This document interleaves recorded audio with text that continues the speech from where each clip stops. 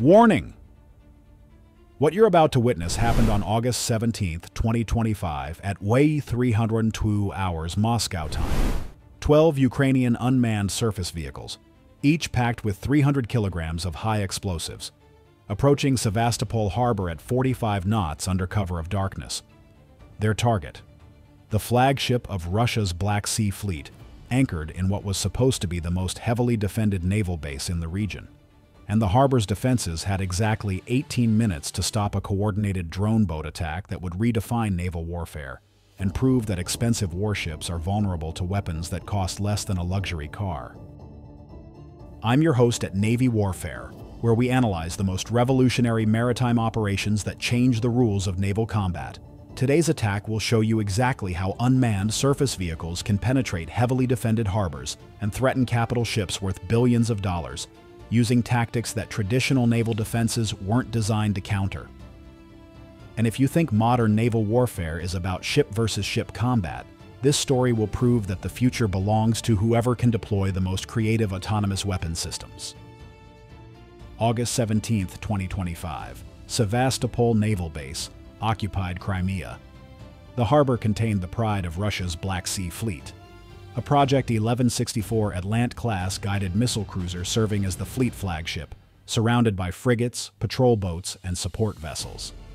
The base was protected by multiple layers of defense, including radar installations, anti-aircraft systems, patrol boats, and underwater sensors, designed to detect submarines and underwater threats. The Ukrainian drone boats launched from hidden positions along the Ukrainian coastline represented a new evolution in unmanned naval warfare.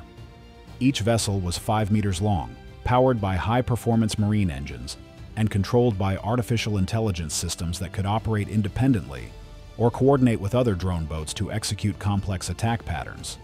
More importantly, each boat carried enough explosive payload to sink or severely damage any ship in the Black Sea Fleet. The attack plan was sophisticated beyond anything previously attempted with unmanned surface vehicles. The 12 drone boats would approach Sevastopol from 3 different directions simultaneously, using different routes and speeds to overwhelm defensive systems while coordinating their final attack to strike the flagship within seconds of each other. The timing was calculated to exploit the natural darkness and weather conditions that would make visual detection nearly impossible until the final attack phase. At 0309 hours, the first group of 4 drone boats began their approach from the southwest, following a route that would take them through shallow coastal waters where larger patrol boats couldn't follow effectively. The second group approached from the southeast, using shipping channels that would mask their radar signatures among commercial vessel traffic. The final 4 boats took the most direct route from the northwest, gambling on speed and stealth to penetrate the outer defense perimeter. Each drone boat was equipped with sophisticated electronic warfare systems that could jam radar signals, spoof identification transponders, and coordinate with other boats through encrypted communications that were nearly impossible to intercept or decode. The Ukrainian engineers had essentially created autonomous naval weapons that could think, communicate, and adapt to defensive countermeasures in real time. But here's what made this attack different from every previous harbor penetration in naval history. The drone boats weren't trying to infiltrate secretly and plant explosives. They were conducting a coordinated assault using autonomous vehicles that could sacrifice themselves individually, while ensuring that enough boats survived to complete the mission against the primary target. Now here's a question that every Navy Warfare subscriber needs to consider, and if you haven't subscribed yet, this is exactly why these drone boat scenarios are critical to understand, because they represent asymmetric warfare at its most effective. What would you do as the Russian naval commander? Deploy all patrol boats to intercept the approaching threats, or keep some in reserve to protect the flagship? Drop your tactical assessment in the comments below. At 0311 hours, Russian radar stations detected the first group of approaching drone boats as unidentified surface contacts, moving at high speed toward the naval base. The initial reaction was confusion. The contacts were too small for conventional attack craft, but too fast for fishing vessels or civilian boats. Within minutes, additional radar stations confirmed multiple groups of fast-moving contacts approaching from different directions simultaneously. The harbor's defense commander immediately activated all available patrol boats and ordered them to intercept the unknown contacts before they could reach the main anchorage area. However, the mathematical problem was overwhelming. 12 fast-moving targets approaching from 3 directions versus 8 available patrol boats and limited ammunition for engagement. Even perfect defensive performance would struggle to stop a coordinated attack by a dozen autonomous suicide boats. The first engagement occurred at AO3 30 when a Russian patrol boat opened fire with its 30mm cannon on the leading Ukrainian drone boat from the southwestern approach group. The cannon fire was accurate and struck the drone boat multiple times, but the Ukrainian vessel continued its attack run even while taking damage. The drone's AI system had been programmed to complete its mission even if the boat was partially destroyed, as long as the explosive payload and guidance systems remained functional. The damaged Ukrainian drone boat struck the Russian patrol boat amidships with its 300-kilogram warhead, causing a massive explosion that destroyed both vessels instantly. The explosion created a fireball visible across the harbor while generating shockwaves that set off car alarms throughout Sevastopol. More importantly, the successful suicide attack demonstrated to the remaining drone boats that Russian defenses could be overwhelmed through aggressive tactics. For those following Navy warfare's analysis of unmanned surface vehicle warfare, this moment represents a fundamental shift in naval combat doctrine. Traditional naval defenses are designed to stop missiles and aircraft, not surface vehicles that can maneuver, coordinate, and sacrifice themselves strategically to achieve mission objectives. The remaining Ukrainian drone boats processed the engagement data from their destroyed comrade and immediately modified their attack patterns to exploit the intelligence about Russian defensive capabilities and response times. The AI coordination system had learned that Russian patrol boats required approximately 45 seconds to engage and destroy a single drone boat, information that was immediately used to calculate optimal attack timing for the surviving vessels. At 313 hours, the second and third groups of Ukrainian drone boats began their coordinated final approach toward the Flagship anchored in the center of Sevastopol harbor. The AI systems controlling the boats had calculated that Russian defenses could engage approximately 6 to 8 targets simultaneously, meaning that at least 4 to 6 drone boats should reach the Flagship if they attacked from multiple directions within the same time window. Russian patrol boats attempted to intercept the approaching drone swarm, but the Ukrainians had anticipated this response and programmed their boats to use high-speed evasive maneuvers that made accurate targeting extremely difficult. The drone boats jinked and weaved at speeds exceeding 50 knots while maintaining course toward the Flagship, forcing Russian gunners to lead their targets while shooting at high-speed maneuvering platforms in darkness. 2 more Ukrainian drone boats were destroyed by Russian defensive fire, but the remaining vessels continued their attack, while transmitting targeting data to each other through encrypted communications. The AI coordination system ensured that even if individual boats were destroyed, the surviving vessels would have updated intelligence about the Flagship's exact position, defensive positions, and optimal attack vectors. The Russian Flagship's crew had gone to general quarters and activated all close-in defensive systems, but the ship's weapons were designed primarily for anti-aircraft and anti-missile defense, rather than engaging small, fast surface targets at close range. The large warship's radar and weapons systems were optimized for threats approaching from beyond the horizon, not autonomous boats attacking from water level at ranges measured in hundreds of meters rather than kilometers. At 3:15, 8 surviving Ukrainian drone boats reached the final attack phase and began their coordinated assault on the Flagship. The boats approached from 4 different directions simultaneously, using synchronized timing that would bring them alongside the large warship within seconds of each other. The AI systems had calculated that this coordination would prevent the Flagship's defenses from engaging more than half the attacking boats before impact. If you're interested in understanding how autonomous weapons change naval warfare dynamics, make sure you're subscribed to Navy Warfare with notifications enabled. And here's a tactical question for our naval warfare community.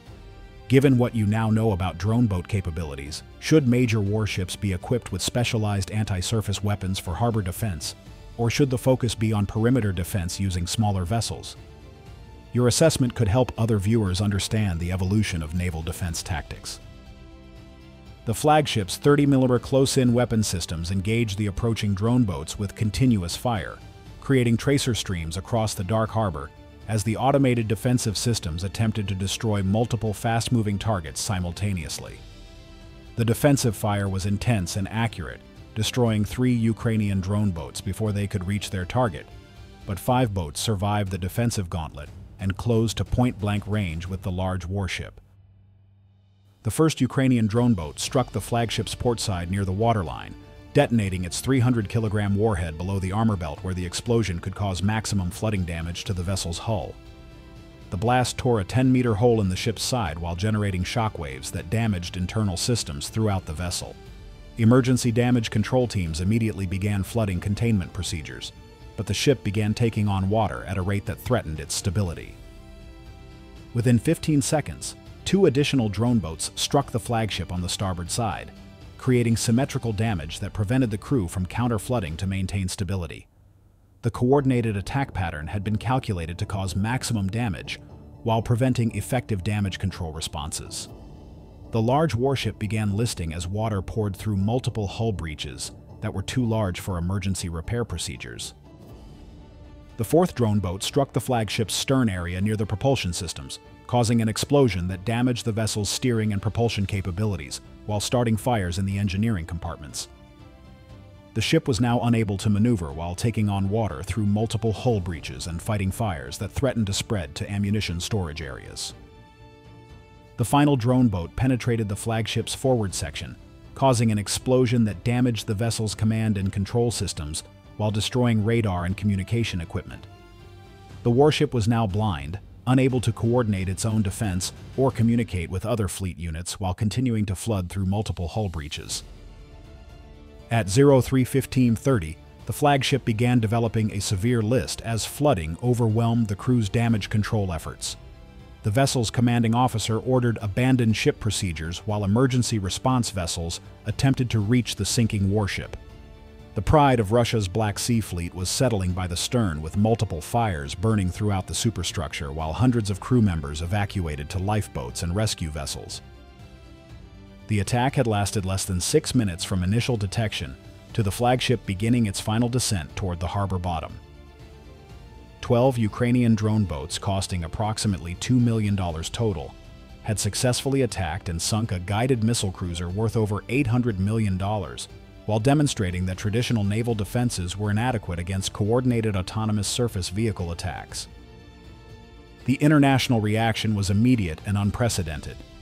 The successful drone boat attack represented the largest unmanned surface vehicle operation in naval history, while proving that expensive capital ships were vulnerable to relatively inexpensive autonomous weapons systems. Multiple navies began emergency assessments of their harbor defense capabilities against unmanned surface threats. The tactical analysis revealed several critical vulnerabilities in traditional naval defense systems. Harbor defenses designed for submarine and missile threats were inadequate against surface drones that could coordinate, maneuver, and sacrifice themselves strategically. The attack had demonstrated that numerical superiority in autonomous weapons could overcome defensive systems designed for conventional threats. The intelligence value of the operation provided unprecedented data about autonomous surface vehicle capabilities in actual combat conditions. The successful coordination between multiple AI-controlled boats demonstrated technological capabilities that exceeded most military planning assumptions while revealing new tactical possibilities for unmanned naval warfare. The psychological impact on naval personnel was significant and lasting. The attack had proven that major warships could be sunk by weapon systems that cost a fraction of traditional naval platforms, while being operated remotely without risk to the attacking force's personnel. The implications for naval morale and operational confidence were profound across multiple fleets. The strategic implications extended far beyond the immediate tactical success. The attack had demonstrated that expensive naval platforms could be defeated by innovative use of relatively inexpensive technology, potentially changing the economic calculations that determine naval force structure and procurement priorities. The technological race that followed the attack accelerated development of counter-drone systems, autonomous defensive platforms, and enhanced harbor security measures. The successful Ukrainian operation had revealed defensive gaps that required immediate technological solutions, while spurring innovation in unmanned naval warfare capabilities. The crew casualties were remarkably low despite the vessel's loss, with most personnel successfully evacuating before the ship sank completely. However, the loss of the Flagship represented a significant reduction in Black Sea Fleet capabilities, while demonstrating the vulnerability of large warships to asymmetric attacks using autonomous weapons systems. The environmental impact created complications for harbor operations, as the sunken Flagship leaked fuel and hydraulic fluids while blocking navigation channels with its wreckage. The attack had demonstrated that successful autonomous attacks could create secondary effects that extended beyond immediate military damage. The legal implications raised questions about unmanned weapon systems and their use against military targets in occupied territories.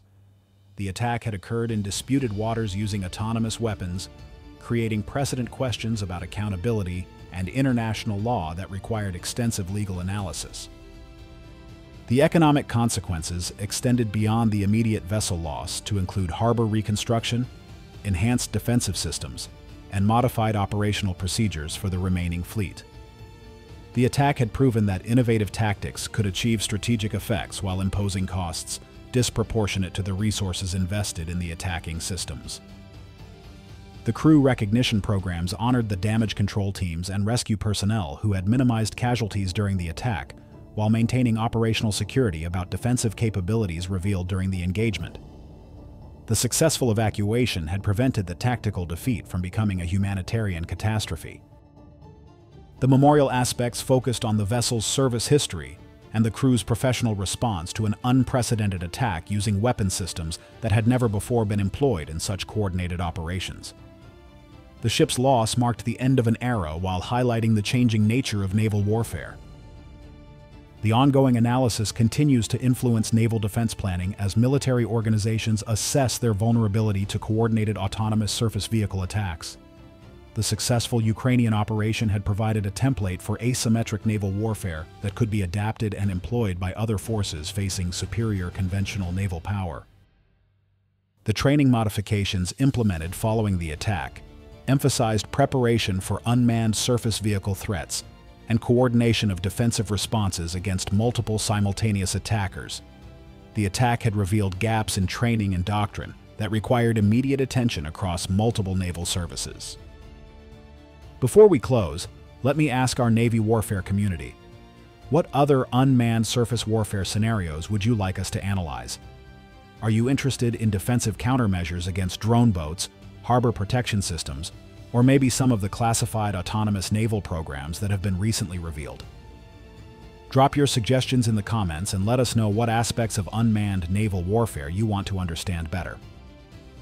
The strategic lessons learned from this engagement continue to influence naval warfare doctrine, as military planners recognize that autonomous weapons can provide significant advantages in asymmetric conflicts, where innovative tactics can overcome superior conventional forces through creative application of emerging technologies.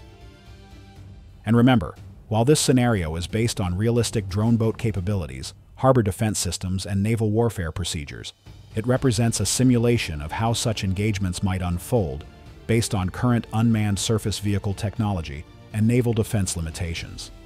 This analysis is intended to examine tactical and technological aspects of modern naval warfare, rather than advocate for any particular military action.